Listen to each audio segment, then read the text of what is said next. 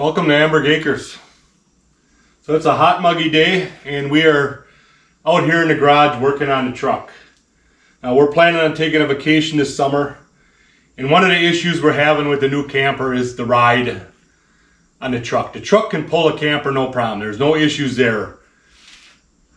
But we have some weight issues. One with the camper, which we're working on. We're trying to move some stuff around and get a little less weight on the tongue. The other is the ride. When we get on the highway out here, most of you know 141 south of Crivets, you get on that highway and we're just bouncing, just bouncing like crazy. And I had the same issue with my tractor and the little Colorado. I had the same issue on that highway. So it's not necessarily the truck's issue, it's the highway's issue, but I don't want to take a long trip and have to deal with that ride like that when we get on those bad roads. So I'm trying to do a couple of things here to help out. And the first one is changing the bump stops on the rear leaf springs. So this is a Timbrin system, and it's truck specific, so you have to make sure you know what truck you have and you type that all in to get the right part. But it comes with the spring or the cushion, whatever you want to call this, and then 2 spacers. And you have to remove the old bump stop, and then these just bolt together and stack up under there. And what it does is it makes this longer here. The other one is only like half of this, so the truck has to be squatted all the way down before it actually hits the bumper. So this starts hitting the bumper sooner, so that as soon as it starts squatting with the weight of the trailer, it hits this bumper, and that helps with the shocks to support the truck. So right now, I put one side on. So that side is, when I have the truck down off the jack, it's probably about 1 inch. So it'll squat 1 inch before it starts hitting this thing here. And I have all the spacers in. So they say you're supposed to have at least 1/2 to 1.5 inches of space in there. And that's the correct spacing. You don't want it tight to start with, because then you wouldn't have any springs, So we're going to put this other one on, and I'm going to try and show you this with the camera a little bit. You need 2 sockets. You need a 10 millimeter socket, and you need a 17, I believe it is. Yeah, a 17. The new bolts are a 17. The old bolt that's in there is a 10 millimeter socket. So that's really all you need. If you have a shop where you can take the tire, jack your truck up, get it on jack stands, take the tires off, it would be much easier. I'm doing it with the tires on because I have no room here. I can't get this in and I don't have no space on the sides to work on it then if I back the truck into the shop. So I got it kind of out the door so I could use my jack. I got my jack under my hitch. And all I'm doing is relieving the springs, getting this thing up a little higher so I can work around the tire and get my wrenches and everything in there. So once I'm done, then I let it down, and then we should be good to go. So we're gonna move the camera and try and get you a shot inside that tire so that you can see what I'm doing in there. So the hardest thing getting started was trying to figure out what size wrench I needed.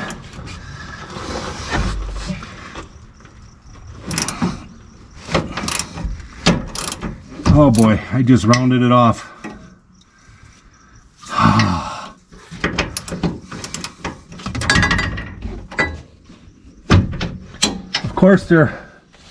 Of course they're rusted tight already. This is a 2019 Chevy Silverado 1500 RST package, Z71 package. And right off the bat, I rounded off that bolt. It's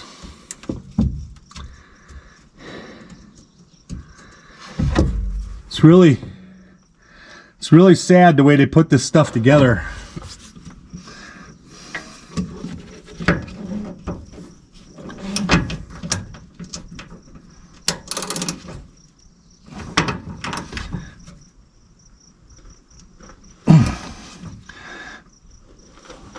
Oh my.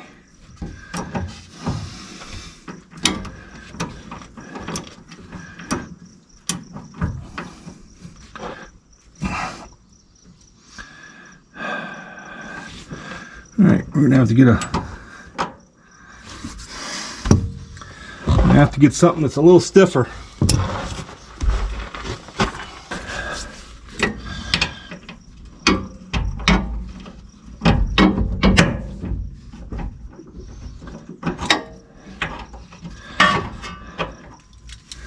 There's absolutely no room in here with this tire on.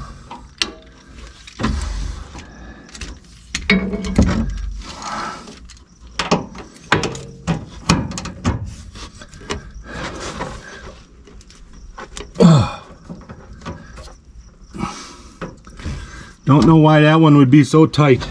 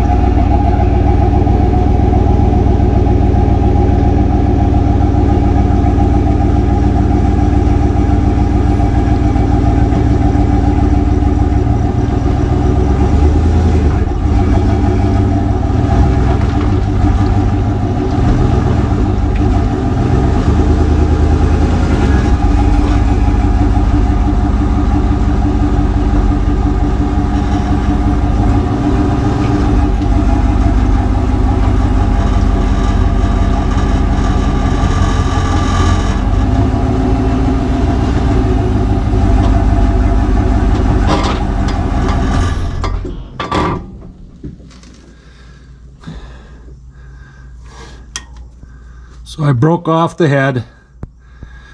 Great, right? So I took the tire off. I moved into the other bay here. I got a little more room over here. I took the tire off. And now I'm in the process of trying to drill this stud out. Vehicle's only 4 years old and this stuff is rusted tight already. I don't know what they were thinking when they made this shit.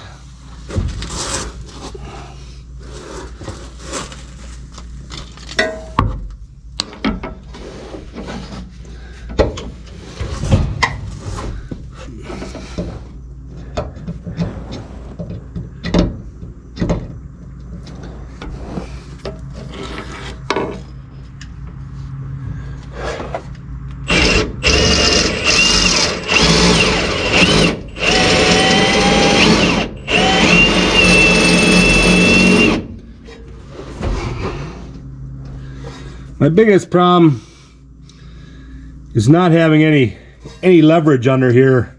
There's not enough room for me to get my arm in.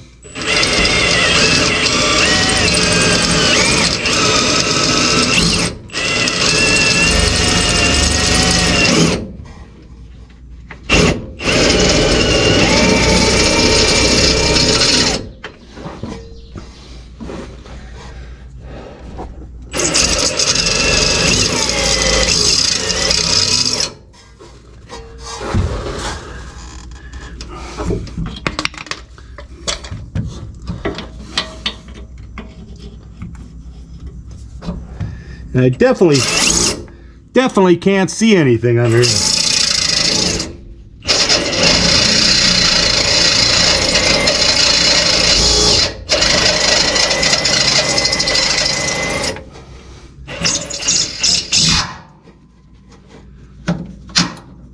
Oh, darn it. Okay. Got it out. Yeah, it looks like I'm pretty close to centered, so I think if I drill it the right size drill next, I think I'll be able to run a tap in there, hopefully. Hopefully I have a tap here that's the right size. So I am having one of those stupid is as stupid does days. Seems very fitting for what I just did. So I needed to go get a tap, right? I have every tap but the one I needed. This is a 10 millimeter by 1.5 thread. And I got the bolt out of there, but it's kind of galled up from drilling it. So I wanted to thread it before I try screwing another bolt back in there. Hang on a second. There. That's better. Sitting right on the edge of my pad. So instead of just hopping on the four-wheeler and driving downtown, it's only about a mile from here to the hardware store. I went and I jacked the truck back up, put the tire back on, took the jack stand out, let the truck down, drove down there, and on my way back, I seen a guy on a four-wheeler, and that's first when it clicked that why the hell didn't I just jump on the four-wheeler and drive down there? I could have left the truck all jacked up and the tire off, and oh my gosh. Just having one of those days.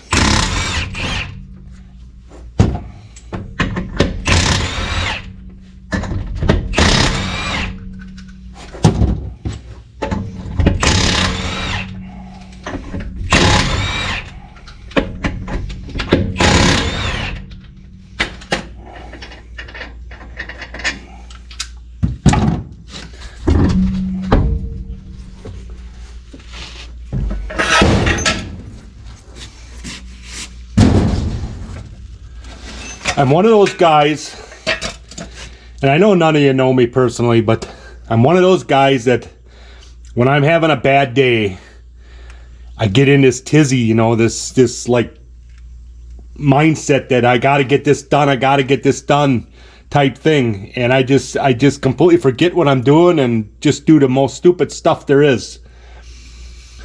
So anyhow, I'm gonna get this jack stand back under here, get the back of the truck jacked up so I got some room, and get this threaded, and we'll be back in a second.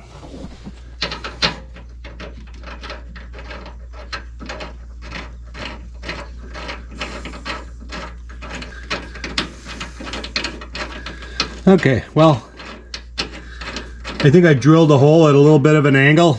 It was very hard to see and get lined up under there, but I got the stud out. I mean, the stud came out. It's laying here somewhere. Oh, I think it's inside the beam here yet. But the stud came out, so I think I didn't do too bad on it. This is a little loose now, but that's the best I can do. So we got a spacer. You see where the rest of it is at.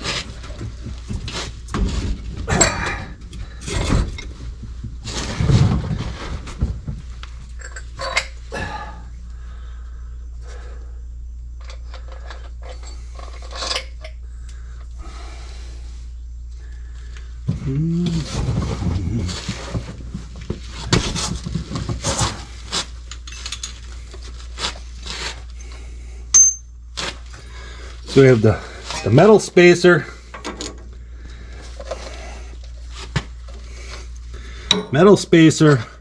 a rubber spacer that's got a metal insert in it, and then the boot itself here.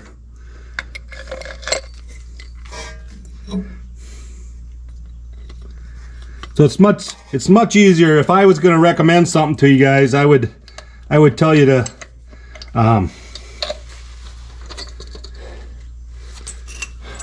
to take the tire off. In their instructions they say you don't have to, but it's much easier doing it with the tire off, especially when you have a problem like I just had.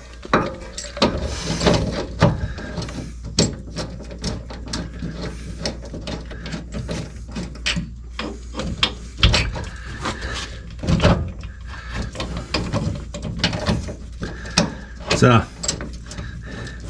kind of tough to get in here without taking the tire off. It's they don't give you much room.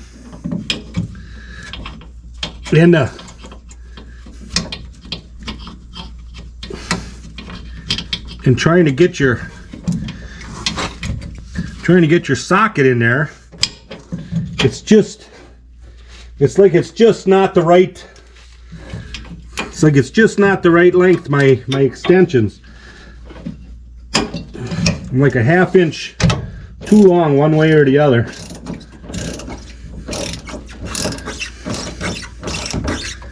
Yeah, there we go.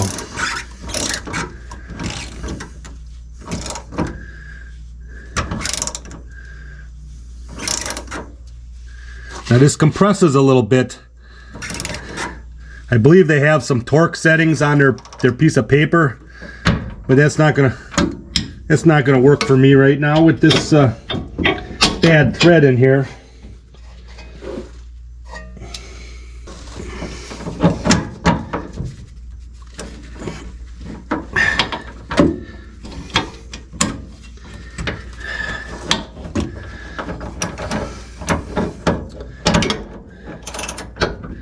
The head of the bolt is so far up in there that you just can't get the right combination of extensions to make up that difference. Now there, I'm calling that good.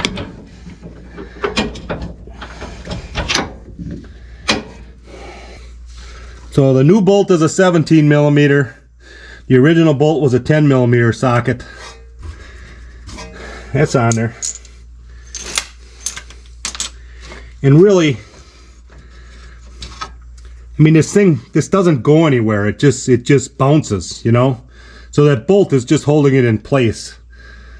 All right, so we're gonna let it down off the jack.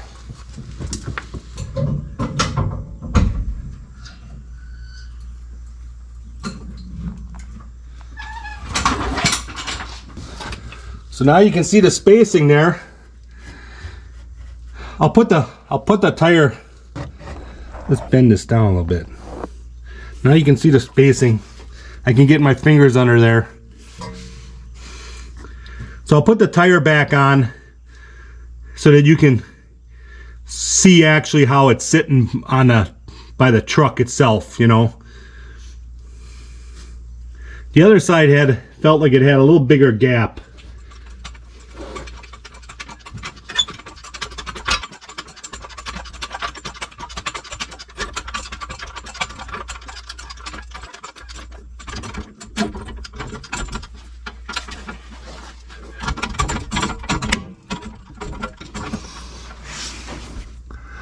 All right, so now the gap looks about the same as the other side. I can get my fingers underneath there, so that's more than a ½ inch. So there it is, all fixed up. So that was my first project for this week. Didn't go as well as planned, as always. I'm going to put a pair of shocks on here. I got the Gabriel hijackers. I want to go show you what happened with that. So I ordered the Gabriel hijacker shocks. They're kind of a middle of the road shock, nothing fancy. It's an air shock. I ordered it through Amazon, and this is what came. I got the air hose kit. I got this, not even sure what that is. And then I got a bag of these. And I'm not sure what those are. I thought they were suspenders at first, but I don't know. I don't know what they are. They're like a Y-shaped thing. Let me pull it out of there once.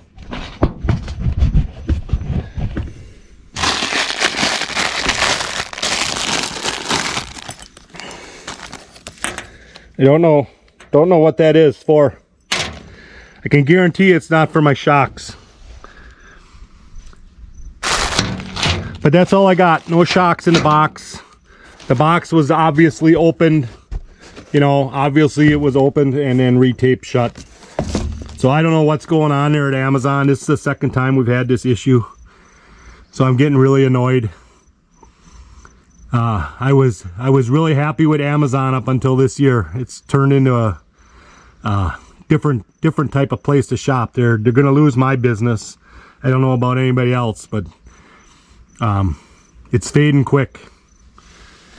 I only have so much tolerance for incompetency.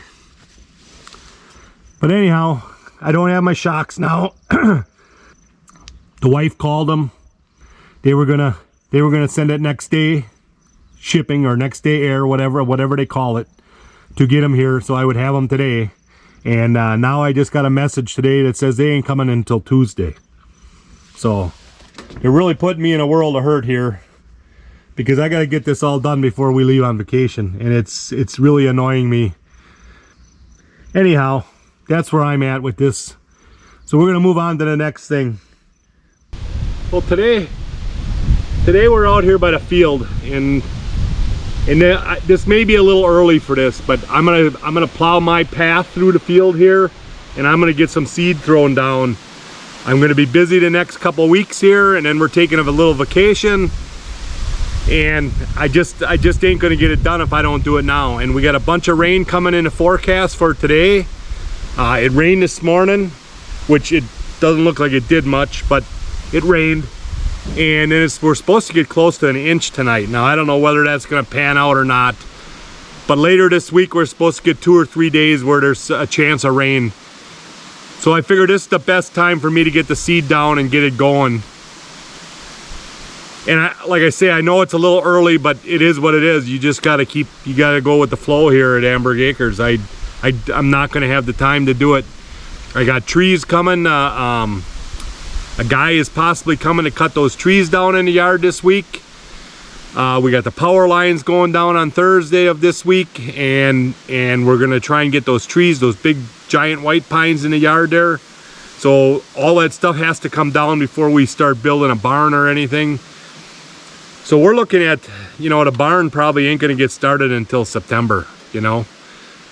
We're that busy here coming up in August, so I don't know, you know.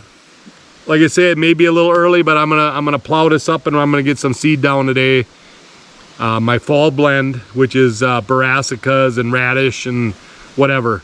And like I told you at the beginning of the year here, when I started making this food plot, I'm just gonna make a path two widths of the tractor, probably right down the middle here. I tried not to plant the beans in there. The beans are you can kind of see it here. You'll see it as I start driving it. The beans are a little sketchy down the middle here. So the beans are thick on this side and thick on that side, and then we'll have a path down the middle with brassicas. So that's what we're trying this year, and we're gonna see if we can make it work. So let's get started. I'm gonna rip down the field here with the plow, and probably do a couple passes just to rip up these beans so they don't keep growing. And then then we'll go back and get the four-wheeler and plant the brassicas.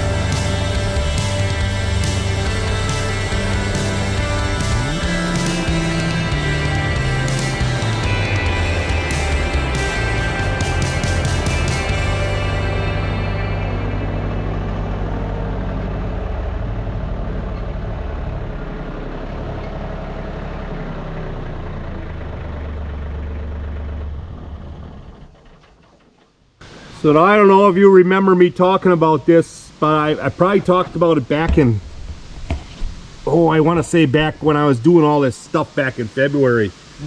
That I wanted to put a little circle of greens right down here behind the Pablo stand.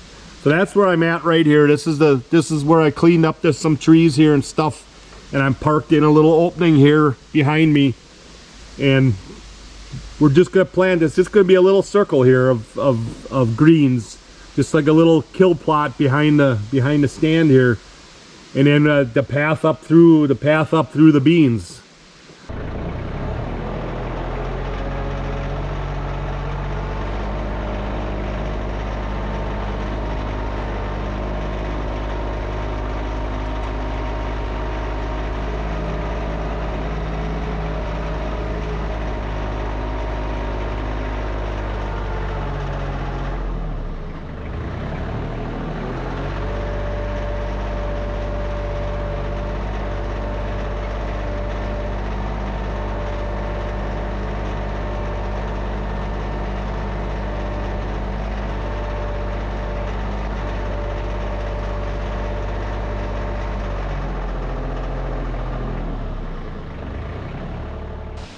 All right, so there it is. It's kind of crude. I got some pretty good rocks in there and stuff, and a lot of roots.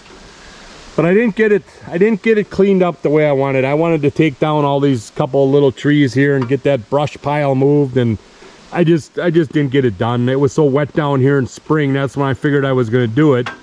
And you know, I had my arm in a sling and whatever, and finally got to where I had to get the house going, and so I never got back to this. So it's gonna stay this way.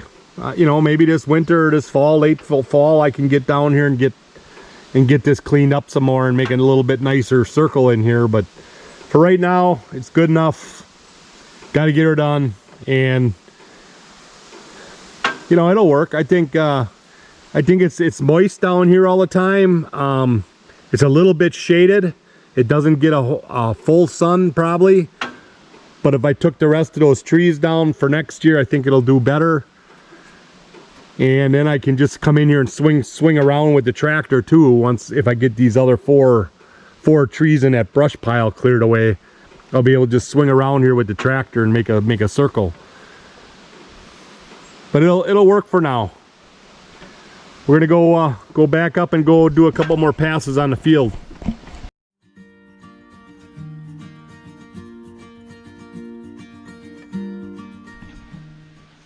So I would have to say that this King Cutter cultivator works pretty darn good. I've had no issues with it.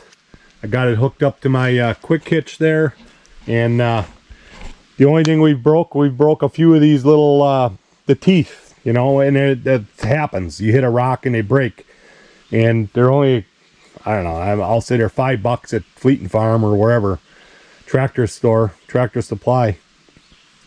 But this thing works pretty good. I don't see any reason why I need a rotor tiller for doing food plots. This thing works as good as anything for food plots.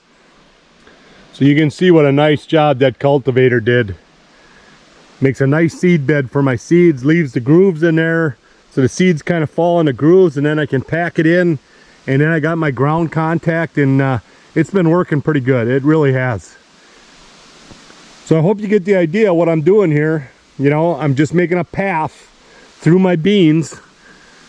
These are Roundup Ready beans from Eagle Seed Company, and I bought them from Elk Mound Seed or Monster Buck. They also have their Monster Buck brand seeds there at Elk Mound, and boy, they're really good seeds. You know, this was hard as a rock down here when I planted that, and look at them. They're pretty good, and that jolt I've been spraying on them seems to be helping. They're really growing, and I can't believe that they actually grew this good, seeing we've had really no rain. We've literally had little to no rain the whole summer so far. So I'm really impressed with the seed, and I'm hoping that these seeds grow to full maturity and actually get the pods on them. Because then if they get the pods on them, then we have some food out here. Besides our fall blend brassicas and radishes, we'll have some food out here, some good protein for the deer eating those pods in late fall, early winter there, November-ish, even the end of December, they'll come out here and eat those pods. So I'm really impressed with that seed so far. I just want to show you here that I came out and I sprayed with glyphosate, Roundup basically, but I used a generic glyphosate. And you can see it killed the ferns. It turned them all brown. But some of these other weeds that are out here, and I obviously missed some, you know. But there are some weeds out here that they just don't want to die, you know. And I don't know what kind of weeds they are. But, you know, you can see them in here. You know, I sprayed all of this and it's not killing them. So I don't know if I got to mix it a little stronger or what,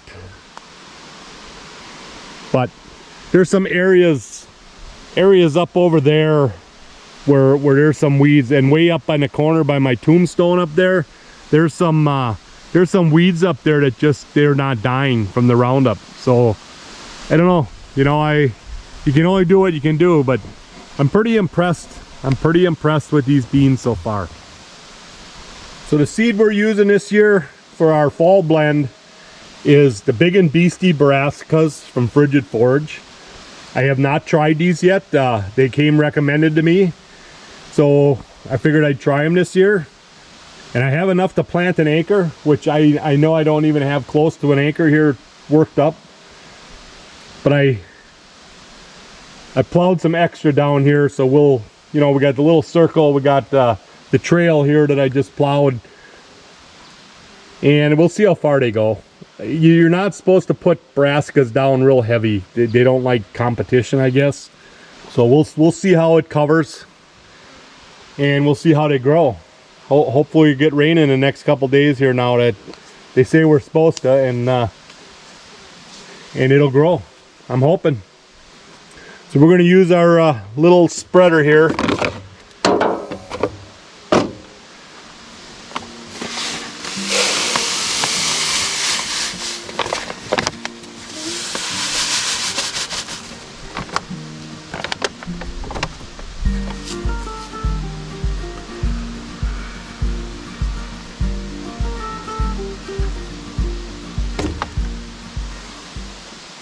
All right, that looks like pretty nice seed.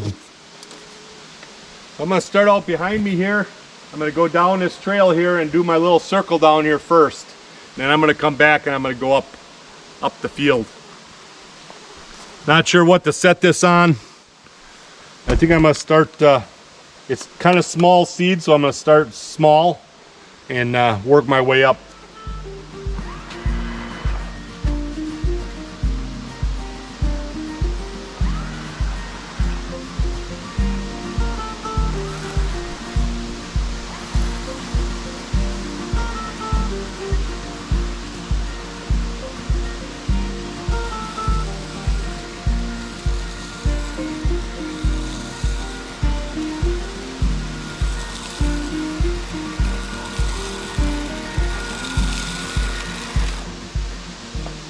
So it's really hard to tell when you're using this small seed, but you can definitely see it's going down, but you can't really see it coming out because it's black. The only ones you see are these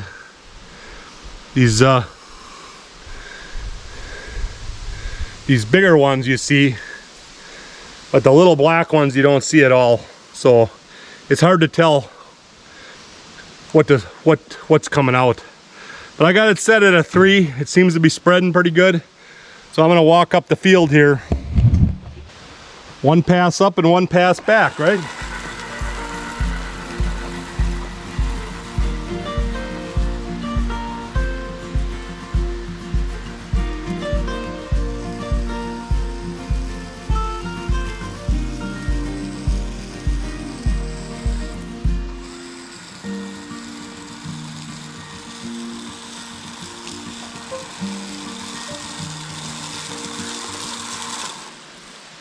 Well, I hope that wasn't too heavy.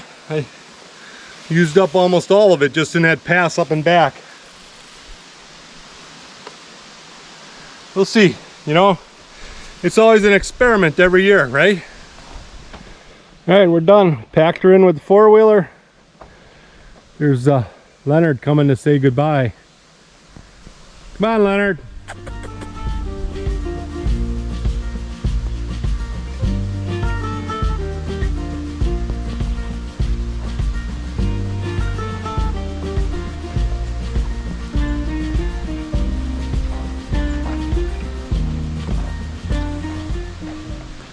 Hey, buddy, I'm right here.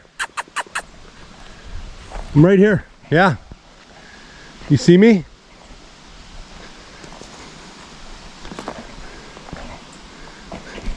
You think you're hiding in there? Huh? Think you're hiding in there? You're not hiding. I see you. I see you, buddy. Yeah. Don't eat all my seed I just planted, okay?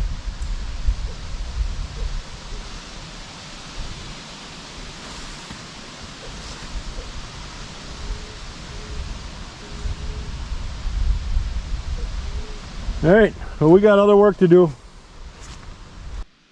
Alright guys, one last thing. Remember the hydraulic fitting that I wasn't sure of? That was a 1/2 inch 20 and it seemed a little loose. So I found the correct fitting. It is the number that it is called is a 9002-06-04, and it is a 3/8 male JIC, which is a 9/16 18 thread on this end with the taper on it. The other end is a 1/4 inch male BSPP, which is listed as 520-19. So I was close calling it a 1/2 inch 20 thread. So 520-19. So when I measured this now, it measures 508, 509, just like the other fitting did. Where the 1/2 inch 20 measured 490 something, if I'm not mistaken. So they run a little undersized of what they actually state they are, which I guess I knew that when you make threads, there's a tolerance on a thread. So depending on where they land in that tolerance, that's going to change that diameter a little bit. So this is the correct fitting. I got it on Amazon, and I will put a link in the description for this fitting. And this is the correct fitting. It fits real nice. Now, screws right in there. Got the correct O-ring on it.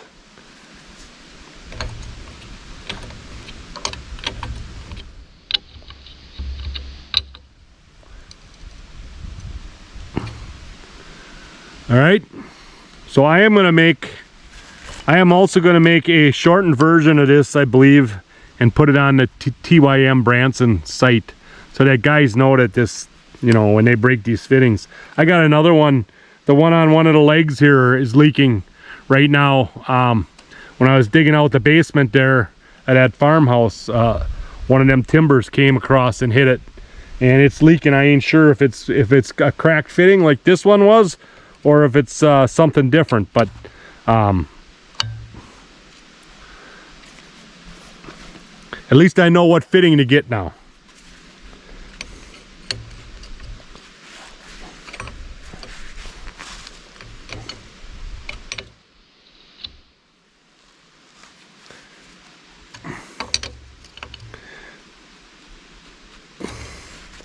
There we go, all fixed up. I got one more thing to show you before I end this video. All right, I talked about the giant white pines in the yard that were getting cut down this weekend. That one right there. That's, I'm gonna say that's 100 feet probably, or close to it. This one right here, that one we know is 100 feet or more. And then the one right behind it there is all broke off. It's not anywhere near as tall. But this one here, that one there. So this one here I won't tackle myself. It has too many bends. It goes up, it bends this way, and then up on the top it bends back the other way, and then you got them big limbs hanging off the side there. So it's all weighted the wrong way to fall a certain direction. Where this one, on the other hand, it's leaning the right way with a rope, and the tractor, I can just pull that one over right into the yard here and drop it down. Same with the one behind it. So that's what's happening this weekend, and that should be hopefully that'll be our next video. So I know I'm kind of a mess. Sorry about that. I was over across the street cutting down a couple of white pines. I don't know, 13, 14 inch diameter, not too bad. They were in the middle of my trail. I needed them gone. But we're going to end this video. You know, if you like these videos, give me a thumbs up. Make sure you subscribe, and we will catch you on the next one.